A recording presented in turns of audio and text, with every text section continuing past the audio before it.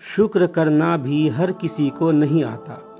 ایک مشہور مصنف نے اپنے مطالعے کے کمرے میں قلم اٹھایا اور ایک کاغذ پر لکھا، پچھلے سال میں میرا آپریشن ہوا اور پت نکال دیا گیا۔ بڑھاپے میں ہونے والے اس آپریشن کی وجہ سے مجھے کئی ہفتے تک بستر کا ہو کر رہنا پڑا۔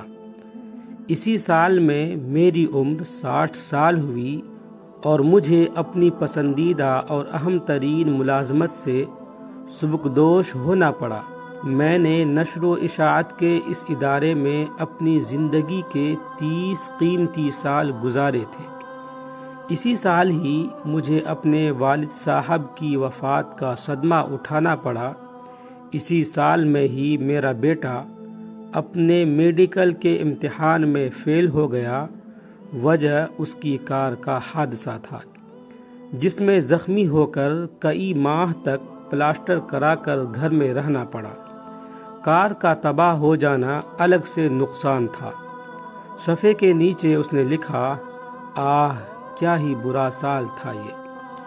مصنف کی بیوی کمرے میں داخل ہوئی تو دیکھا کہ اس کا خاوند غمزدہ چہرے کے ساتھ خاموش بیٹھا خلاؤں کو گھور رہا تھا۔ اس نے خاوند کے پشت کے پیچھے کھڑے کھڑے ہی کاغذ پر یہ سب کچھ لکھا دیکھ لیا۔ خاوند کو اس کے حال پر چھوڑ کر خاموشی سے باہر نکل گئی۔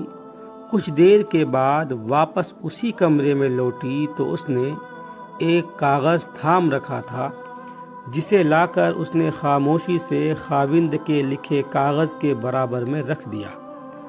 خاوند نے کاغذ کو دیکھا تو اس میں لکھا ہوا تھا، اس گزشتہ سال میں آخر کار مجھے اپنے پتے کے درد سے نجات ملی جس سے میں سالوں درد میں مبتلا رہا تھا۔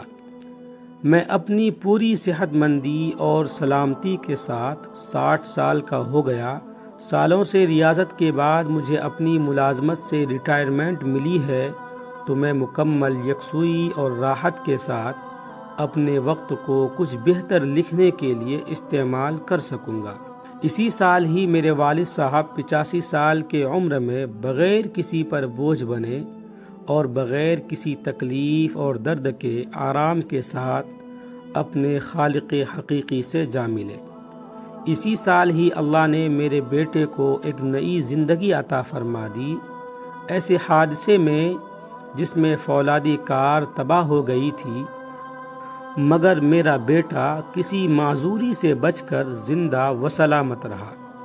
آخر میں مصنف کی بیوی نے یہ فقرہ لکھ کر تحریر مکمل کی تھی، واہ ایسا سال جسے اللہ نے رحمت بنا کر بھیجا اور بخیر و خوبی گزرا۔ اللہ تعالیٰ قرآن میں فرماتا ہے، اور بے شک تیرا رب تو لوگوں پر فضل کرتا ہے لیکن ان میں سے اکثر شکر نہیں کرتے۔ اللہ تعالیٰ ہمیں اپنے نعمتوں کی صحیح قدردانی نصیب فرمائے اور ہمیشہ ہمیشہ ناشکری سے بچائے رکھے۔